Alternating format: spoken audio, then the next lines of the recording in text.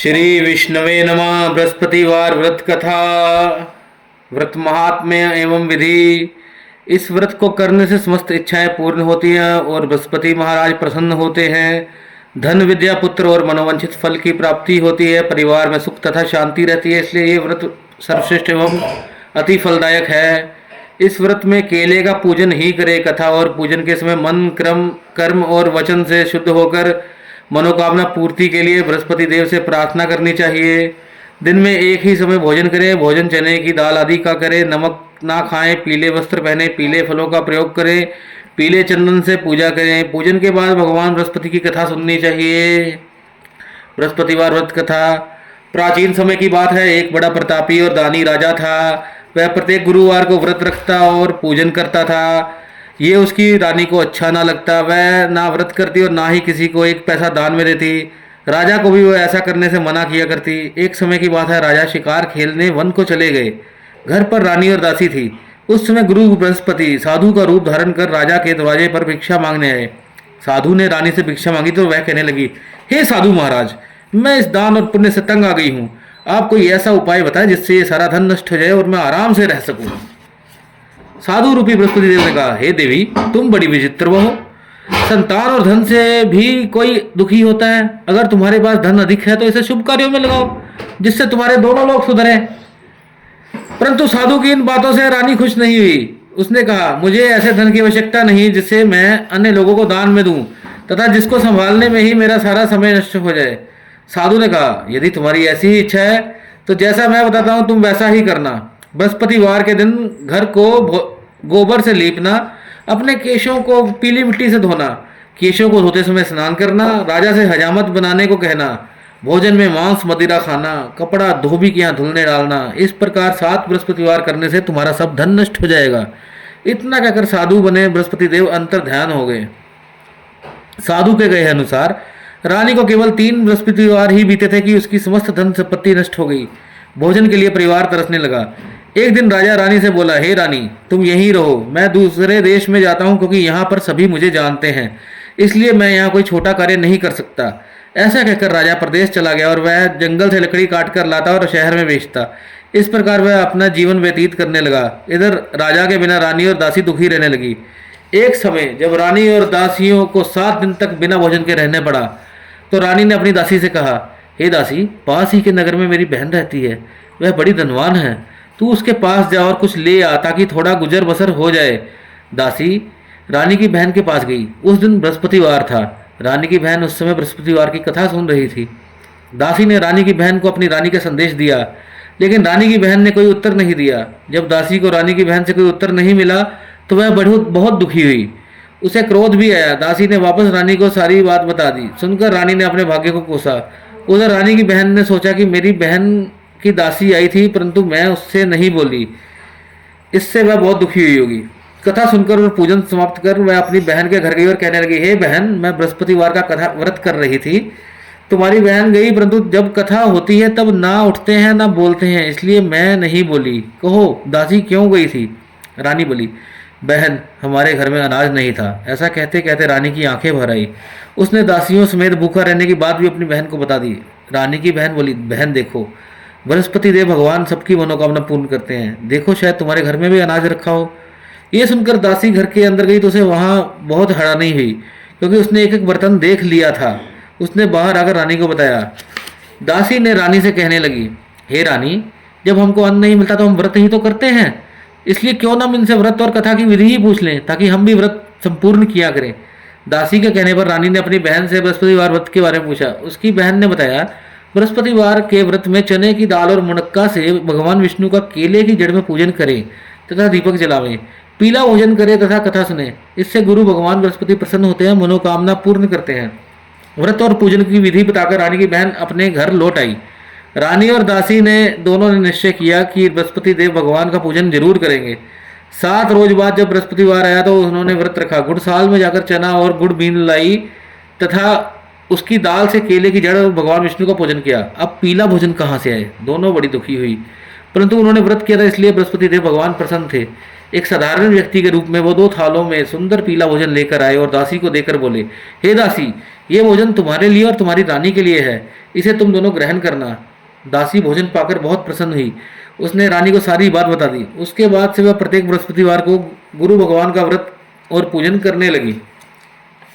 बृहस्पति भगवान की कृपा से उनके पास धन हो गया, परंतु रानी फिर पहले की तरह आलस्य करने लगी। तब दासी बोली, देखो रानी, तुमने पहले भी इसी प्रकार आलस्य करती थी, तुम्हें धन को रखने में कष्ट होता था, इस कारण सभी धन नष्ट हो गया। अब गुरु भगवान की कृपा से धन दोबारा मिला है तो फिर तुम्हें आलस्य होता है। बड़ी मुसीबतों के बाद हमने ये धन पाया है, इसलिए हमें दान पुण्य करना चाहिए। अब तुम भूखे मनुष्यों को भोजन करवाओ, प्याऊ लगवाओ, ब्राह्मणों को दान दो, कुआं, तालाब, बावड़ी आदि का निर्माण करवाओ, अर्थात धन को शुभ कार्यों में खर्च करो, जिससे तुम्हारे कुल और का यश बढ़े तथा स्वर्ग की प्राप्ति और पितृ प्रसन्न हो। दासी की बात मानकर रानी शुभ कर्म करने लगी, उसका यश फैलने लगा। एक दिन रानी और दासी आपस में विचार करने लगी कि ना जाने राजा किस दिशा में होंगे, उनकी कोई खोज खबर भी नहीं है। उन्होंने श्रद्धापूर्वक गुरु बृहस्पति भगवान से प्रार्थना की कि राजा जहाँ कहीं भी हो शीघ्र वापस आ जाए। उधर राजा प्रदेश में बहुत दुखी रहने लगा। वह प्रतिदिन जंगल से लकड़ी बीन कर लाता और उसे शहर में बेचकर अपने दुखी जीवन को बड़ी कठिनता से व्यतीत करता। एक दिन दुखी होकर वह पुरानी बातों को याद करके रोने लगा और उदास हो गया। उसी समय राजा के पास बृहस्पति देव भगवान जो हैं वो साधु के वेश में आकर बोले, हे लकड़हारे, तुम इस सुनसान जंगल में किस चिंता में बैठे हो, मुझे बताओ। ये सुनकर राजा के नेत्रों से जल बह आया।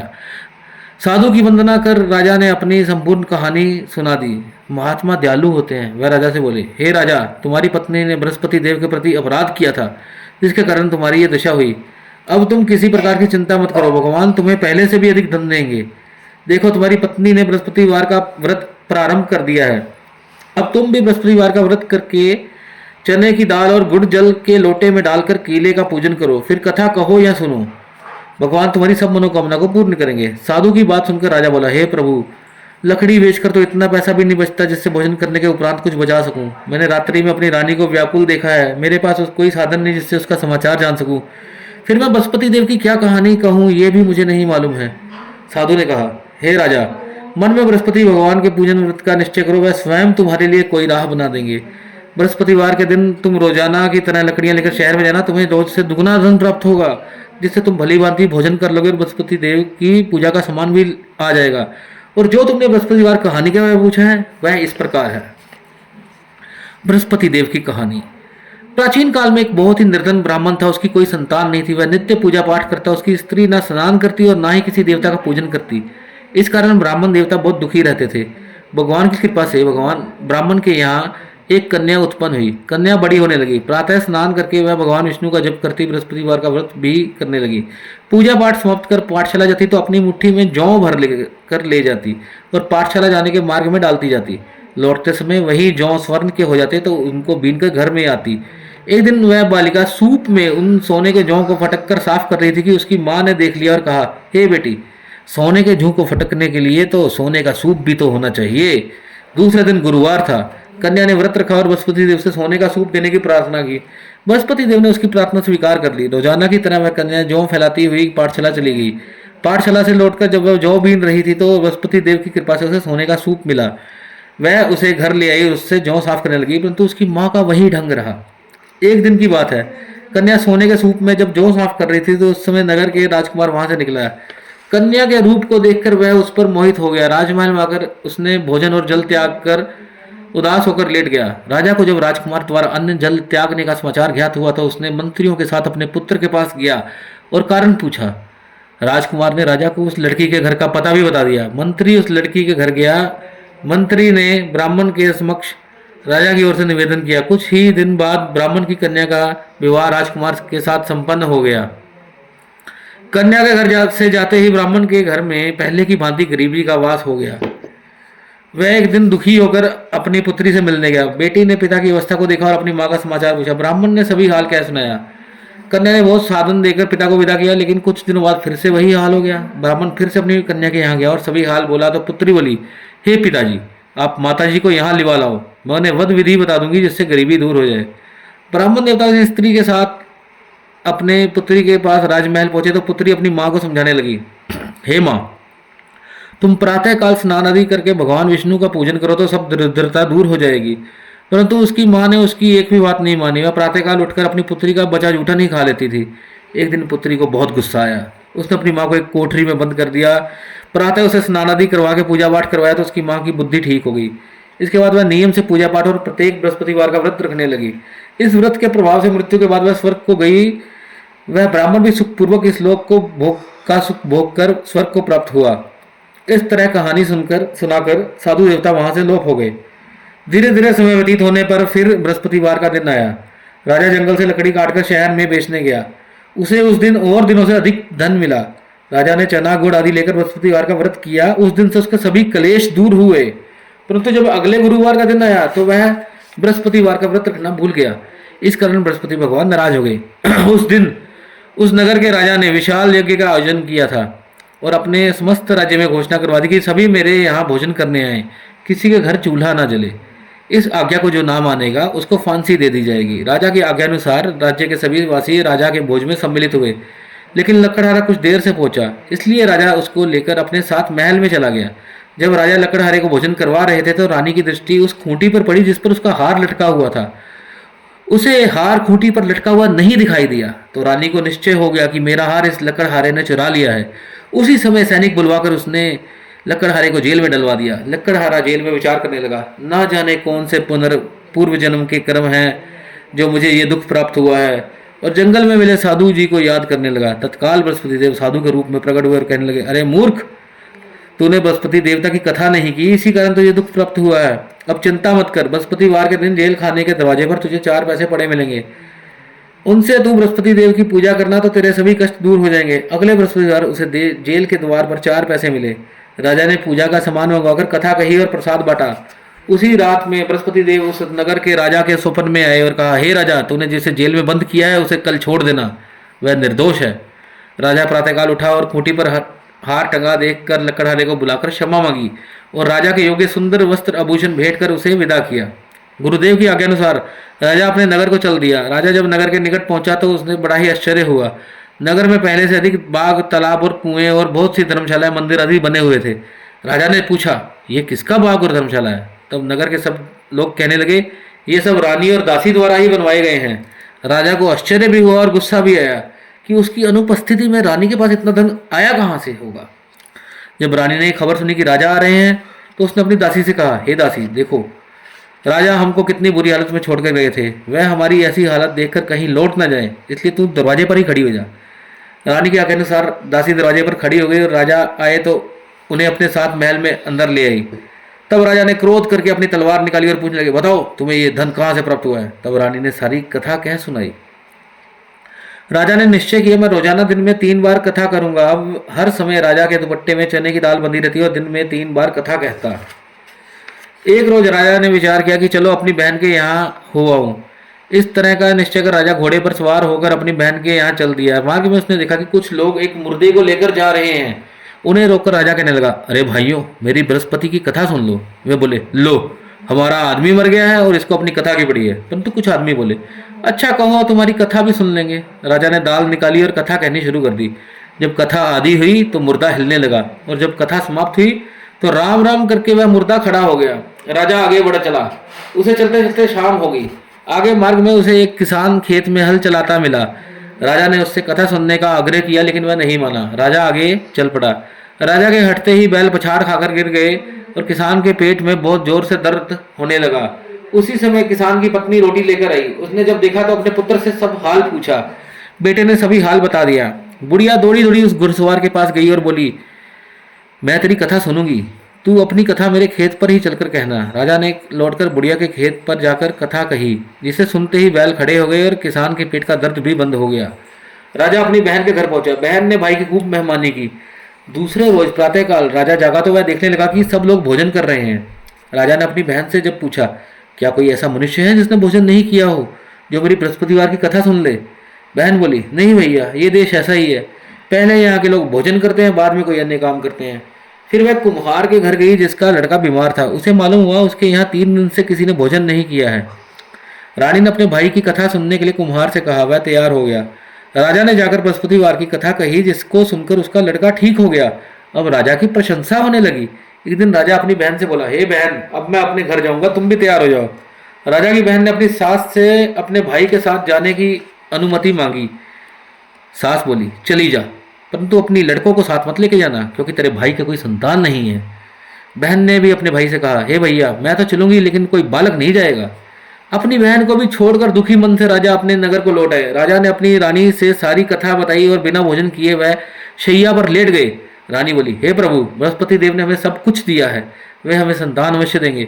उसी रात बृहस्पति देव ने राजा को स्वप्न में कहा, हे राजा, उठ, सभी सोच को त्याग दे, तेरी रानी गर्भवती है। राजा को यह जानकर बहुत खुशी हुई।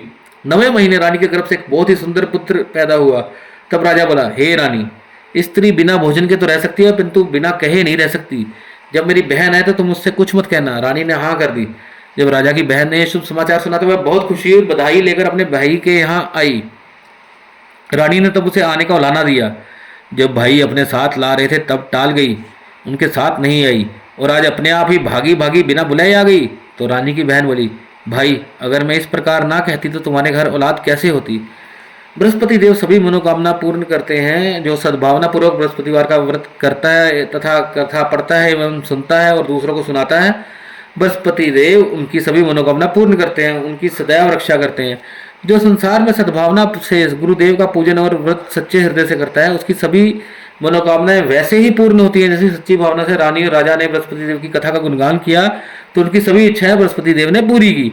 अनजाने में भी बृहस्पति देव की उपेक्षा ना करें, ऐसा करने से सुख शांति नष्ट हो जाती है। इसलिए सबको कथा सुनने के बाद प्रसाद लेकर जाना चाहिए। हृदय से उनका मनन करते हुए जयकारा बोलना चाहिए। इति श्री बृहस्पतिवार व्रत कथा। अब हम आरती करेंगे। जय बृहस्पति देवा, ओम जय बृहस्पति देवा, छिन छिन भोग लगाऊं कदली फल मेवा। ओम जय बृहस्पति देवा, तुम पूरन परमात्मा, तुम अंतर्यामी, जगत पिता जगदीश्वर, तुम सबके स्वामी। चरणामृत निज निर्मल, सब पातक हरता, सकल मनोरथ दायक, कृपा करो भरता। तन मन धन अर्पण कर, जो जन शरण पड़े, प्रभु प्रकट तब होकर आकर द्वार खड़े। दीन दयाल दया निधि, भक्तन हितकारी, पाप दोष सब हरता, भव बंधन हारी। सकल मनोरथ दायक, सब संशय हारो, विषय विकार मिटाओ, संतन सुखकारी। जो कोई आरती तेरी प्रेम सहित गावे, जेठानंद आनंद कर सो निश्चय पावे। ओम जय बृहस्पति देवा। सब बोलो भगवान विष्णु की जय। बोलो बृहस्पति देव भगवान की जय। अब आरती जय जगदीश हरे। ओम जय जगदीश हरे, स्वामी जय जगदीश हरे, भक्त जनों के संकट शरण में दूर करे। ओम जय जगदीश हरे, जो ध्यावे फल पावे, दुख बिन से मन का, सुख संपत्ति घर आवे, कष्ट मिटे तन का। मात पिता तुम मेरे, शरण गहूँ किसकी, तुम बिन और न दूजा, आस करूं जिसकी। तुम पूरन परमात्मा, तुम अंतर्यामी, पार ब्रह्म परमेश्वर, तुम सबके स्वामी।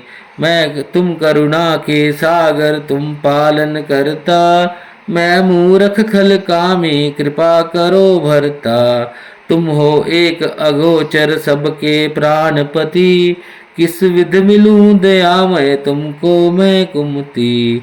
दीन बंधु दुख हरता, तुम ठाकुर मेरे, करुणा हस्त बढ़ाओ, द्वार पड़ा तेरे। विषय विकार मिटाओ, पाप हरो देवा, श्रद्धा भक्ति बढ़ाओ, संतन की सेवा। तन मन धन सब कुछ है तेरा, तेरा तुझको अर्पण क्या लागे मेरा। ओम जय जगदीश हरे। बोलो भगवान श्री हरि विष्णु की जय।